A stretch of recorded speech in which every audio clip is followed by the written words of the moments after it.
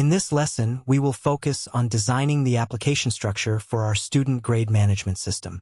A well-structured application architecture is crucial for maintainability, scalability, and clarity.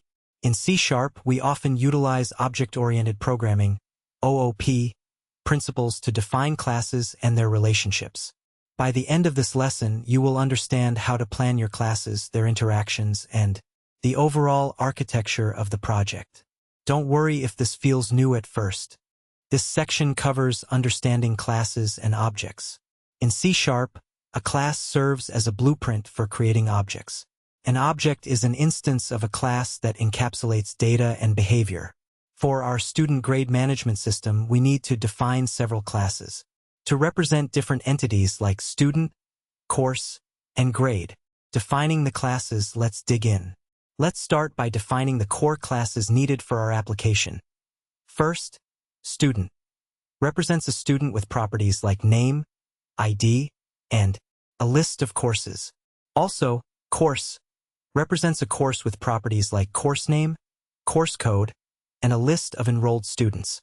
Finally, grade represents a grade with properties like the course, student, and grade value. Here's how we can define these classes in C#.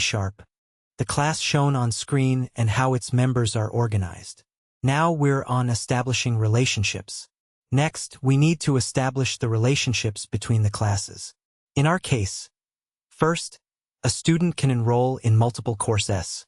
Also, a course can have multiple students enrolled. Finally, a grade is assigned to a student for a specific course. This many-to-many relationship between student and course can be managed using a list in each class. The grade class acts as a bridge that connects a student with a course and their corresponding grade. Overall project architecture, let's dig in. Now that we have defined our classes and their relationships, let's look at the overall architecture of the application. A typical structure might include, first, models. Contains the class definitions for student, course, and grade. Also, data access layer, responsible for data storage and retrieval. This can be implemented using lists for simplicity. Also, business logic layer, contains the logic for handling grades, enrolling students, and calculating averages. Finally, presentation layer, the user interface where users can interact with the system. Here's a simple representation of the project structure. See the example on this slide. Pause if you want to study the details. In this lesson, we covered the importance of designing a clear application structure for our student grade management system. We defined key classes, established their relationships, and outlined the overall project architecture. This structured approach will lay a solid foundation for implementing the functionality of the application. Go ahead and work through this exercise. First, define additional properties for the student class, such as email and phone number.